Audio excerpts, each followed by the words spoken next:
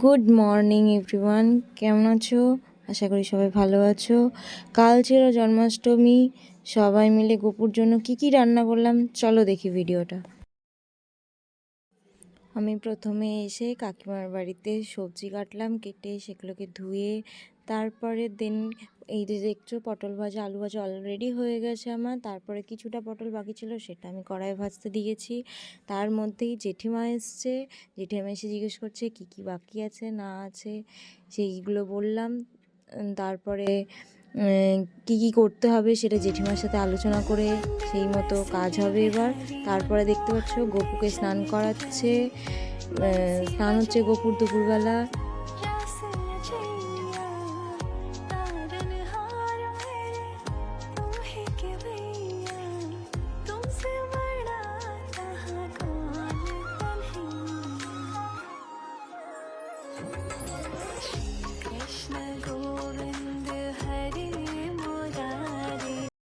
তোমরা এখানে দেখতে পাচ্ছ গোপুর একটা ছবি। যেহেতু আমি তখন রান্নার দিকে ব্যস্ত ছিলাম, তখন গোপুর একটা নর্মাল ছবি, ড্রেস পরা ছবি তুলতে পারিনি।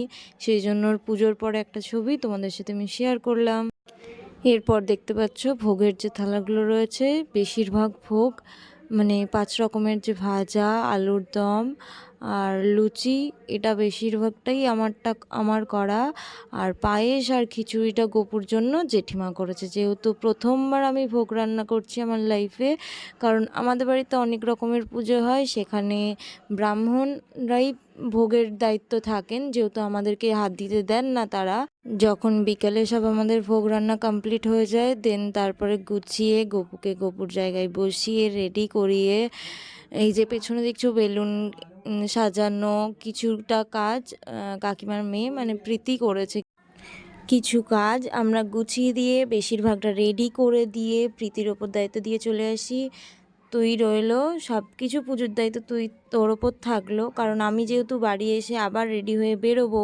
কারণ আমি একটা চ্যারিটিতে পড়াতে যাই, সেখানে ছোট ছোট বাচ্চাদেরকে, সেই জন্য আমি পড়াতে গেছিলাম। সেই মুহূর্তে আমি পুজোর সময় ছিলাম না। এই যে ভিডিওটা বা ক্লিপটা দেখছো, সেটা তুলে রেখেছে কাকিমা। সেই জন্য ওনার কাছ থেকে নিয়ে আমি ভিডিওটা পোস্ট করছি, যেহেতু আমি সেই টাইমে ছিলাম না। কাকিমাকে তাই জন্য থ্যাংক ইউ ভিডিওটা আমাকে পাঠানোর জন্য এবং দেওয়ার জন্য। ভিডিওটা এখানেই শেষ করছি। আজ আসি, আবার আসবো নতুন একটা ভিডিও নিয়ে। ততক্ষণ সবাই ভালো থাকবেন। যদি আমার ভিডিওটা ভালো লাগে, like comment share and subscribe করে দেবেন। मुरी बंसी बजैया।